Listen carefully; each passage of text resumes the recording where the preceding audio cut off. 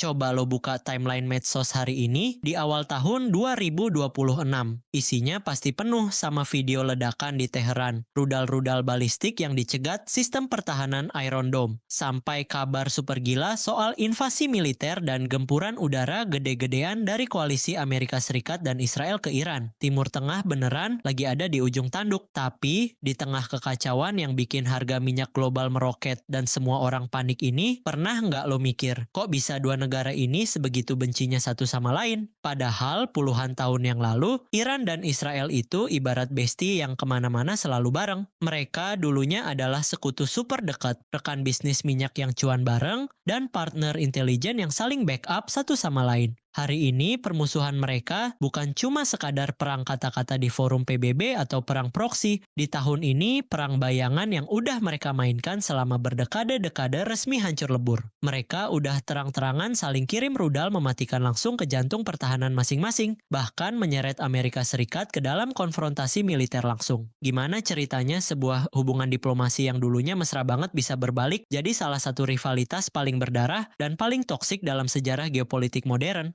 Apa yang sebenarnya bikin urat nadi kebencian ini terus berdenyut dari tahun ke tahun, sampai akhirnya meledak nggak karuan kayak sekarang? Nah, buat paham akar masalahnya, kita harus mundur ke tahun 1948, pas negara Israel baru aja resmi berdiri. Waktu itu, Israel langsung dikeroyok habis-habisan sama negara-negara Arab tetangganya di Perang Arab-Israel pertama. Di tengah kepungan musuh ini, Perdana Menteri pertama Israel, David Ben-Gurion, ngerasa negaranya butuh sekutu strategis buat bertahan hidup. Keluarlah taktik jenius yang namanya periphery doctrine alias doktrin pinggiran. Intinya, kalau tetangga sebelah rumah lo pada ngamuk, carilah temen dari tetangga beda blok yang juga nggak disukai sama mereka. Dan mata Israel langsung tertuju pada dua negara non-Arab di kawasan itu, Turki dan tentu aja Iran. Kebetulan banget waktu itu Iran lagi dipimpin sama Shah Muhammad Reza Pahlavi, seorang raja yang pro-barat, sekuler dan ambisius banget pengen modernisasi negaranya secara instan. Iran resmi jadi negara mayoritas muslim kedua setelah Turki yang ngakuin kemerdekaan Israel. Hubungan mereka saat itu benar-benar goals banget. Israel butuh banget minyak buat ngidupin negaranya, dan Iran butuh teknologi, sokongan militer, serta ilmu pertanian dari Israel. Saking dekatnya, mereka berdua bahkan patungan ngebangun pipa minyak rahasia dari Eilat ke Ashkelon biar minyak Iran bisa diekspor langsung ke Eropa lewat wilayah Israel tanpa harus ngelewatin terusan Suez yang waktu itu dikuasai Mesir. Hubungan diplomasi jalan mulus, para teknisi, insinyur, sampai pejabat militer Israel bebas bolak-balik nongkrong di kafe-kafe elit Teheran. Maskapai kebanggaan Israel, punya penerbangan komersial langsung dari Tel Aviv ke Teheran. Nggak cuma urusan duit, dinas intelijen luar negeri Israel, Mossad, ikut bantuin ngebentuk dan ngelatih Safak, polisi rahasia Iran yang super ditakuti saat itu. Mereka kompak banget ngebangun kekuatan intelijen buat ngebendung pengaruh radikalisme negara-negara Arab dan ancaman komunis Uni Soviet di Timur Tengah. Tapi, semua kemesraan dan bisnis triliunan dolar itu hancur berantakan dalam semalam. Masuklah kita ke tahun 1979, tahun yang sukses ngubah peta takdir Timur Tengah selamanya. Shah Iran yang hidupnya foya-foya dan terlalu diktator akhirnya digulingkan oleh rakyatnya sendiri dalam peristiwa Revolusi Islam Iran. Sosok ulama karismatik pujaan rakyat, Ayatollah Ruhollah Khomeini, balik dari pengasingan dan ngubah Iran dari kerajaan monarki yang pro-barat jadi Republik Islam yang super ketat. Nah, buat Khomeini, kedekatan Shah sama rezim Israel dan Amerika itu adalah aib sejarah yang besar dan bentuk pengkhianatan terhadap umat Islam. Doktrin luar negeri Iran langsung putar balik 180 derajat. Amerika Serikat secara resmi dicap sebagai The Great Satan dan Israel dikasih gelar The Little Satan. Kedutaan besar Israel di Teheran langsung ditutup paksa, asetnya disita, dan kuncinya diserahin langsung ke tangan Yasser Arafat, pemimpin pembebasan Palestina yang sengaja diundang ke Iran. Sejak detik itu, paham anti-Zionisme dan dukungan mutlak terhadap pembebasan Palestina diadopsi jadi pilar utama, bahkan jadi harga mati buat narasi legitimasi rezim Republik Islam Iran. Walaupun begitu, transisi permusuhan di era 1980-an ini sempat agak awkward guys. Pas Iran diserang tiba-tiba sama Irak yang dipimpin Saddam Hussein dalam perang Iran-Irak yang berdarah-darah, Israel diam-diam justru ngebantuin Iran. Israel sempat ngejual ribuan senjata dan spare part pesawat tempur ke militer Iran lewat makelar rahasia. Karena saat itu, di mata intelijen Israel, Saddam Hussein adalah monster yang jauh lebih ambisius, mematikan, dan ancamannya lebih real buat eksistensi Israel dibandingin Iran yang masih sibuk beres-beres pasca revolusi. Prinsip diplomasi mereka waktu itu cuma satu, musuh dari musuhku adalah teman sementaraku. Tapi begitu perang Iran-Irak selesai di akhir 80-an dan kekuatan militer Irak mulai hancur pasca perang Teluk, barulah peta ancaman bergeser. Iran dan Israel akhirnya benar-benar saling tatap muka sebagai musuh bebuyutan yang memperebutkan hegemoni kekuasaan di kawasan Timur Tengah. Masuk ke era 1990-an dan berlanjut sepanjang dekade 2000-an, konflik mereka bermutasi jadi apa yang dikenal luas sebagai The Shadow War atau Perang Bayangan. Iran sadar penuh kalau mereka nekat nyulut perang militer konvensional ngelawan Israel yang di-backing habis-habisan sama Amerika Serikat, itu sama aja cari mati. Jadi, komandan militer elit Garda Revolusi Iran, Jenderal Qasem Soleimani, mulai ngebangun master plan jaringan milisi yang disebut Axis of Resistance. Iran dengan sabar mendanai, melatih, dan mengirimkan bertonton senjata ke milisi-milisi proksi di sekeliling perbatasan Israel. Ada Hezbollah di Lebanon yang didirikan tahun 1982 dan sukses jadi anak emas pameran kekuatan militer Iran, lalu disusul sokongan dana untuk Hamas dan Palestinian Islamic Jihad di Gaza, serta dukungan buat kelompok Houthi di Yaman.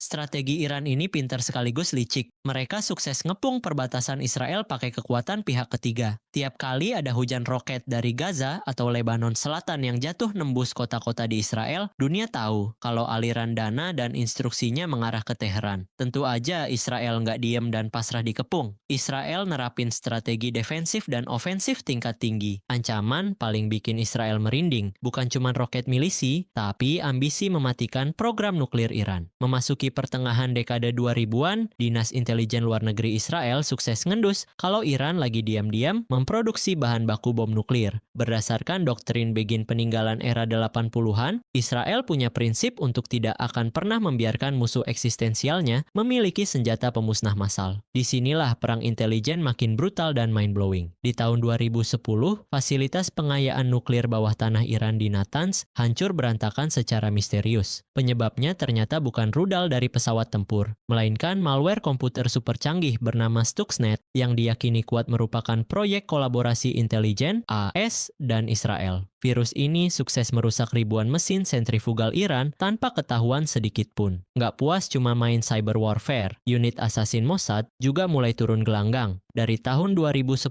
sampai awal 2020-an, banyak banget pakar dan ilmuwan nuklir top Iran yang mati terbunuh di jalanan Teheran dengan cara eksekusi yang rapi dan mematikan. Ada yang mobilnya ditempel bom magnet sama pembunuh bayaran bermotor yang lewat di tengah kemacetan. Sampai puncaknya di akhir tahun 2020, ilmuwan nuklir paling vital Iran, Mohsen Fakhrizadeh, ditembak mati di dalam mobilnya. Pelakunya bukan manusia, melainkan senapan mesin canggih berbasis kecerdasan buatan yang dipasang di sebuah truk pickup rongsok dan dikendalikan ribuan kilometer jauhnya lewat satelit. Iran berulang kali marah besar dan bersumpah bakal melancarkan balas dendam yang setimpal, tapi selama bertahun-tahun, perang ini tetap tertahan rapi di balik bayang-bayang. Israel rutin ngebom konvoi senjata Iran di jalanan Suriah, sementara Iran membalasnya dengan menyabotase kapal-kapal kargo milik miliarder Israel di perairan internasional atau meretas infrastruktur sipil Israel. Tapi semua aturan main elegan di perang bayangan itu resmi hancur berkeping-keping. Pas kita melangkah masuk ke era modern, tepatnya dipicu oleh peristiwa 7 Oktober 2023. Serangan mendadak dan masif dari faksi Hamas ke wilayah Israel Selatan bikin paradigma militer Israel berubah total. Israel nggak mau lagi main kucing-kucingan sama proksi. Eskalasi pecah di bulan April tahun 2024, pas jet tempur Israel terang-terangan mengebom gedung konsulat diplomasi Iran di Damaskus, Suriah, dan menewaskan jenderal-jenderal senior Garda Revolusi. Iran yang kedaulatan dan harga dirinya diinjak-injak, ngerespons dengan cara yang bikin seluruh dunia nahan napas. Mereka ngeluncurin lebih dari 300 drone kamikaze dan rudal balistik langsung dari kedaulatan tanah Iran, membelah langit menuju wilayah udara Israel. Walaupun hampir semuanya sukses dicegat sama koalisi Iron Dome Israel, jet tempur AS, dan sekutu Arab, tabu berpuluh tahun itu resmi pecah. Mereka udah masuk ke zona perang terbuka. Siklus balas dendam makin menggila di pertengahan hingga akhir 2024. Israel main savage banget dengan ngebunuh pemimpin politik titik utama Hamas, Ismail Haniyeh, tepat di dalam guest house yang dijaga ketat di tengah kota Teheran pas dia lagi kunjungan resmi. Nggak lama setelah itu, pentolan Hezbollah yang udah kayak figur dewa buat Axis of Resistance, Hasan Nasrallah, dibom bertubi-tubi sampai tewas di bunker markas besarnya di Lebanon. Merasa disudutkan, Iran meluncurkan gelombang rudal balistik kedua yang jauh lebih masif di bulan Oktober 2024, yang langsung dibalas Israel dengan menghancurkan situs-situs produksi rudal dan radar pertahanan udara Iran. Buat lo yang rajin ngikutin berita terbaru, lo pasti tahu kalau puncak kegilaan ini benar-benar terjadi di depan mata kita di tahun 2025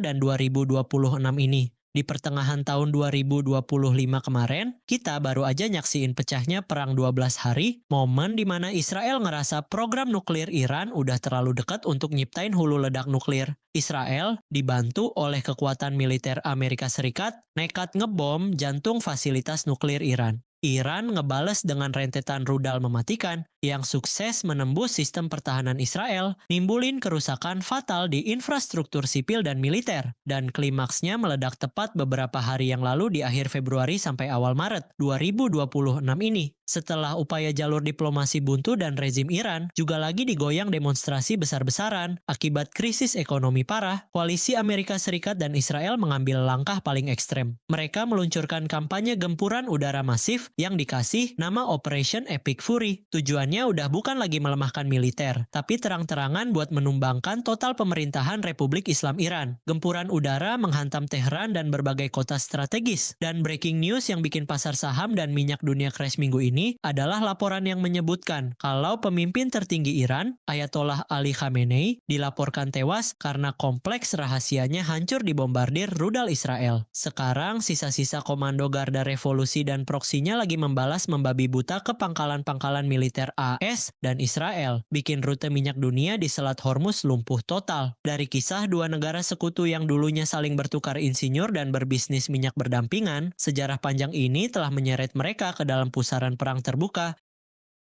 Gimana menurut kalian tentang video hari ini? Tulis pendapat kalian di kolom komentar ya. Jangan lupa tekan tombol like, subscribe, dan nyalakan loncengnya supaya nggak ketinggalan konten baru lainnya.